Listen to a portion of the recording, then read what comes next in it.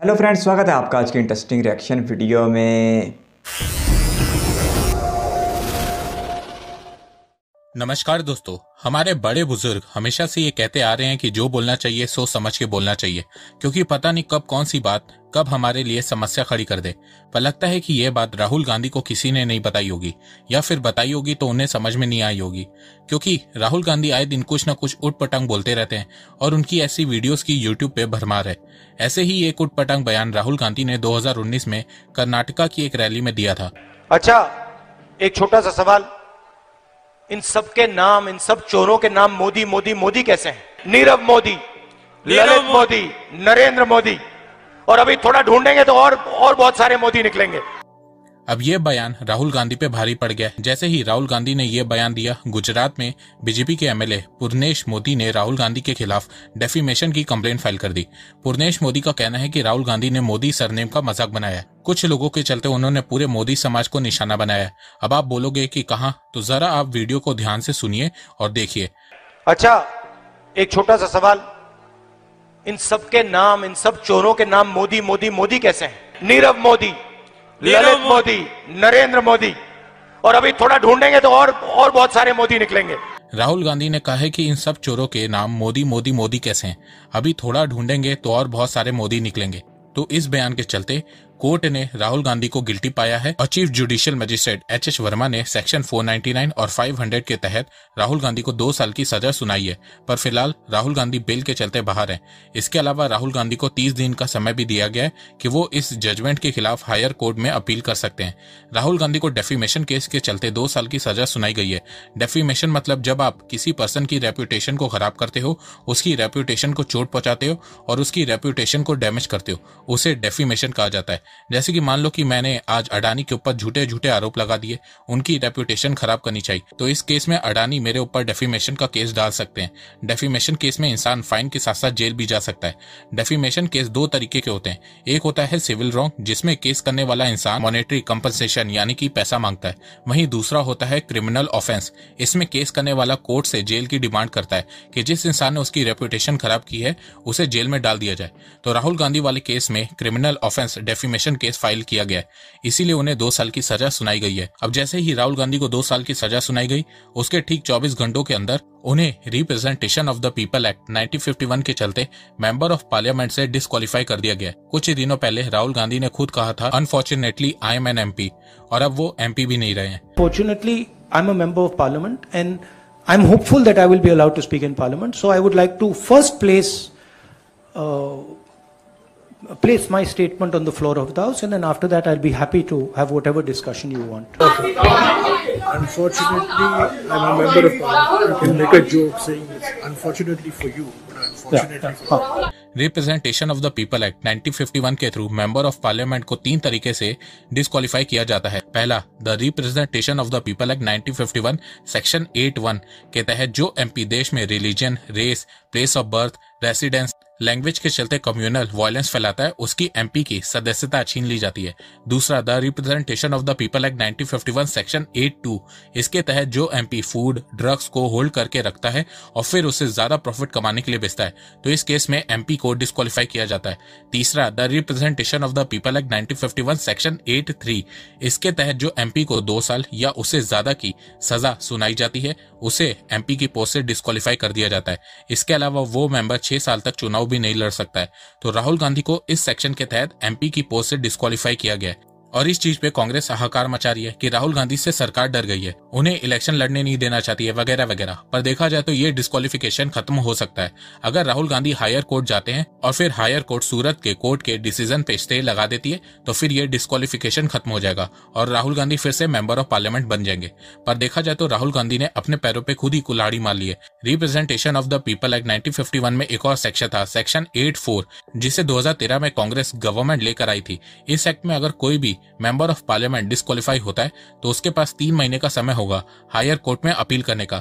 इस एक्ट का कहने का मतलब यह है कि अगर किसी एमपी को 2 साल या उससे ज्यादा की सजा सुनाई जाती है तो वो एमपी तुरंत डिस्क्वालीफाई नहीं होगा, उसके पास 3 महीने का समय होगा उन 3 महीनों में member of parliament higher court में अपील कर देता है तो वो डिस्क्वालीफाई नहीं होगा। ये आइडिया मनमोहन सिंह जी का था, पर सुप्रीम कोर्ट ने इस एक्ट को Lily Thomson versus Union of India judgement के चलते रद्द कर दिया था और कहा था कि ये एक्ट अनकॉन्स्टिट्यूशनल है। इस एक्ट से तो कोई भी एमपी कुछ भी करेगा और फिर बच जाएगा। तो सुप्रीम कोर्ट के ऑर्डर के बाद मनमोहन सिंह इस एक्ट के लिए ऑर्डिनेंस लाए थे, पर उस समय राहुल गांधी ने प्रेस कॉन्फ्रेंस में आके इस ऑर्डिनेंस को फाड़ दिया था और उस समय मनमोहन सिंह जी किसी फॉरेन ट्रिप पे गए थे। तो उस समय ये न्यूज बड़ी हाईलाइट बनी थी कि देश का पीएम बाहर है और उनके लाए गए ऑर्डिनेंस को एक पार्टी का मेंबर फाड़ रहा है। इसके अलावा मनमोहन सिंह जी की बेइज्जती भी बहुत हुई थी, पर अगर उस समय वो ऑर्डिनेंस आ जाता तो राहुल गांधी अभी भी एमपी बने रहते और उनके पास 3 महीने का टाइम रहता। पर राहुल गांधी तो राहुल गांधी है। I called up Makhan ji and I asked him what is going on, what are you doing? I had some work with him and he said that I am here with the press, meet the press. And I said क्या बातचीत हो रही है? So he said, well, ordinance के बारे में बातचीत हो रही है. I'll tell you what my opinion on the ordinance is. My opinion on the ordinance is that it's complete nonsense and that it should be torn up and thrown out. That's my opinion, my personal opinion on the ordinance. I'll repeat it for you. My opinion on the ordinance is that it should be torn up and thrown away. इसके अलावा कहा जा रहा है कि अब राहुल गांधी 2024 और 2029 का इलेक्शन नहीं लड़ पाएंगे क्योंकि उन्हें 2 साल की सजा सुनाई गई है। इसके अलावा representation of the people act 1951 के तहत 6 साल का बैन भी लग गया है। तो राहुल गांधी 2031 से पहले इलेक्शन नहीं लड़ पाएंगे। तो देखो, ऐसा कुछ नहीं होने वाला है। राहुल गांधी 2024 में इलेक्शन जरूर से लड़ेंगे क्योंकि कांग्रेस के पास अच्छे नेता हो या ना हो, पर लॉयर्स बहुत ही अच्छे हैं और वो राहुल गांधी को कुछ नहीं होने देंगे। Representation of the people act के थ्रू बहुत से पॉलिटिशियन की सदस्यता छीनी गई है, जैसे कि लालू यादव की फोडा स्कैम के चलते सदस्यता छीन ली गई थी। इसके अलावा 2014 में तमिलनाडु की एक्स सीएम जयललिता के साथ भी ऐसा हुआ था। इसके अलावा आजम खान के साथ भी ये हो चुका है। तो ऐसा नहीं है कि राहुल गांधी पहले ऐसे इंसान है जिन्हें representation of the people act के थ्रू मेंबर ऑफ पार्लियामेंट की पोस्ट से हटाया गया है। और ऐसा नहीं है कि गांधी परिवार में सिर्फ राहुल गांधी की मेंबरशिप गई है। इंदिरा गांधी और सोनिया गांधी दोनों को एमपी के पद से हटा दिया गया था, पर फिर बाद में दोनों दोबारा से एमपी बन गई थी। तो राहुल गांधी के साथ भी यही होने वाला है। पर इस समय राहुल गांधी और कांग्रेस सिर्फ पॉलिटिकल गेम खेल रहे हैं। देखो, दुनिया भर के लगभग सभी देशों में जहां पे डेमोक्रेसी है वहां पे पॉलिटिशियन एक दूसरे को कुछ न कुछ उटपटांग बोलते रहते हैं और ये चीज सदियों से चली आ रही है। कई पॉलिटिशियन फिर बाद में माफी भी मांग लेते हैं। तो इस मामले को भी राहुल गांधी को माफी मांग के खत्म कर देना चाहिए था, पर वो ऐसा नहीं कर रहे। वो 3 बार सूरत के कोर्ट में जा चुके हैं पर उन्होंने माफी नहीं मांगी है। अब कांग्रेस के सपोर्टर कह रहे कि राहुल गांधी ने कुछ गलत नहीं कहा है, उन्हें माफी नहीं मांगनी चाहिए। तो देखो, राहुल गांधी पहले कई बार अपने बयान के चलते माफी मांग चुके हैं। एक रैली के दौरान राहुल गांधी ने कहा था चौकीदार चोर है। तो इस बयान के बाद उस समय सुप्रीम कोर्ट ने राहुल गांधी को लताड़ा था। तब उस समय राहुल गांधी ने 3 बार माफी मांगी थी। इस बार राहुल गांधी ऐसा नहीं कर रहे हैं क्योंकि नेक्स्ट ईयर इलेक्शन है और उन्हें फ्री में पब्लिसिटी मिल रही है। राहुल गांधी की भारत जोड़ो यात्रा फ्लॉप हो चुकी है और अब उन्हें नया मुद्दा मिल गया है। तो इस मुद्दे को राहुल गांधी खूब बुनाएंगे। ग्लोबल लेवल पे वो पहले ही भारत को बदनाम कर चुके हैं। वो फॉरेन टूर पे कई बार इंडियन डेमोक्रेसी अंडर अटैक कह चुके हैं। How would you react if democracy suddenly disappeared in Europe? Right? You'd be shocked and you'd be like, oh my God, that's a massive blow to democracy. Well, how would you react if something, a structure 3.5 times Europe suddenly went non-democratic? Right? That's happened already. That's not something that is going to happen in the future. That's already happened.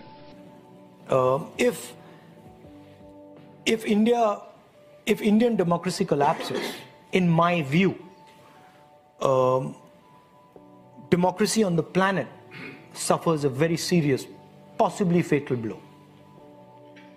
So, it's important for you too. It's not just important for us. We'll deal with our problem. But you must be aware that this problem is going to play out at a global scale. It's not just going to play out in India. Right? And what you do about it is of course up to you. But you must be aware that in what is happening in India, the idea of a democratic model is being attacked and threatened. तो अब राहुल गांधी और कांग्रेस इस मुद्दे को उठाएगी और कहेगी कि भारत में डेमोक्रेसी खतरे में, ग्लोबल लेवल से प्रेशर बनाएगी। कई फॉरेन पॉलिटिशियन बयान भी देंगे। इस साल G20 की मीटिंग भी है, तो राहुल गांधी और कांग्रेस इस चीज का नाटक उस समय भी करेगी और कई जगह पे कांग्रेस के नेता G20 मीटिंग के दौरान प्रोटेस्ट भी करेंगे। तो खूब नौटंकी होने वाली है इस साल। पर देखो, यही चीज मुझे बहुत बुरी लगती है। अगर आपको पॉलिटिक्स करनी है तो करो, पर उसमें देश को मत खींचो, देश को बदनाम मत करो। ये सब करने से भले ही कांग्रेस 2024 के इलेक्शन में कुछ सीटें ज्यादा जीत जाए, पर ग्लोबल लेवल पे भारत की हार होगी, भारत की इमेज खराब होगी। पर कांग्रेस ये सब नहीं सोचने वाली है। तो दोस्तों, आपको क्या लगता है? आप अपनी राय मुझे कमेंट सेक्शन में बताइए। पिछले कुछ दिनों से ये भारत की सबसे बड़ी सियासी खबर बनी हुई है कि कांग्रेस के एक बहुत ही अहम रहनुमा राहुल गांधी की रुकनीयत ख़त्म कर दी गई है और अब वो मेंबर ऑफ पार्लियामेंट भी नहीं रहे। सूरत की मकामी अदालत ने मोदी के रखते इज़्ज़त के केस के जवाब में राहुल गांधी की रुकनीयत को ख़त्म किया है और उन्हें 2 साल की कैद की सज़ा भी सुनाई है।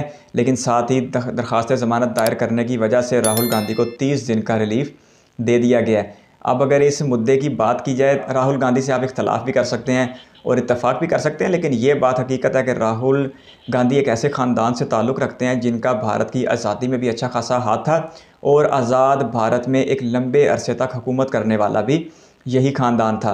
तो इनको बिल्कुल तो इंडिया की सियासत से नहीं निकाला जा सकता, लेकिन दूसरी तरफ इन्हें इंडियंस की मेजॉरिटी एक सीनियर सियासतदान के तौर पे भी नहीं देखती, जिसमें इनकी अपनी भी एक बहुत बड़ी वजह है। सबसे बड़ी वजह जो मुझे समझ में आती है वो ये है कि जब साल 2014 से लेकर साल 2014 तक इंडियन नेशनल कांग्रेस की मखलूत हुकूमत थी, तो उस वक्त राहुल गांधी के पास एक बहुत ही गोल्डन टाइम था जब वो एक सीनियर वज़ीर आज़म या एक तजुर्बाकार सियासतदान यानी मनमोहन सिंह के अंडर रहते हुए बहुत कुछ सीख सकते थे। वो कोई भी वजारत हासिल कर सकते थे, फॉरेन अफेयर्स की, इंटीरियर की या सुरक्षा मंत्री की, लेकिन उन्होंने ऐसा नहीं किया और अपने 10 सालों को उन्होंने बस इधर उधर भाग भूग के ज़ाया कर दिया, जिसका ये नतीजा ये निकला कि आज तक भी उनमें वो संजीदगी नहीं आ सकी जिसका तकाजा किया जाता है इतने बड़े मनसब पर होने के बाद। लेकिन इस गैर संजीदगी का हरगिज़ ये मतलब नहीं है कि राहुल गांधी में सियासतदानों वाली कोई भी बात नहीं है। इंडिया में तो उन्हें मजाक से पप्पू बच्चा भी कहा जाता है, लेकिन उनकी इस बात में अच्छा खासा वज़न है कि भारत की जमहूरियत बहुत तेज़ी के साथ ख़त्म हो रही है और भारत बहुत तेज़ी के साथ वन पार्टी रूल की तरफ बढ़ रहा है। लंदन में कुछ दिन पहले ही उन्होंने ये बात कही थी कि भारत में एक जमात यानी बीजेपी जिस तरह का इक़्तिदार हासिल कर रही है वो दूसरे सियासी पार्टियों के लिए जगह बहुत ज़्यादा तंग करती जा रही है और एक ऐसा वक्त अब बहुत करीब आन पहुँचा जब भारत में जमहूरियत कोलैप्स कर जाएगी।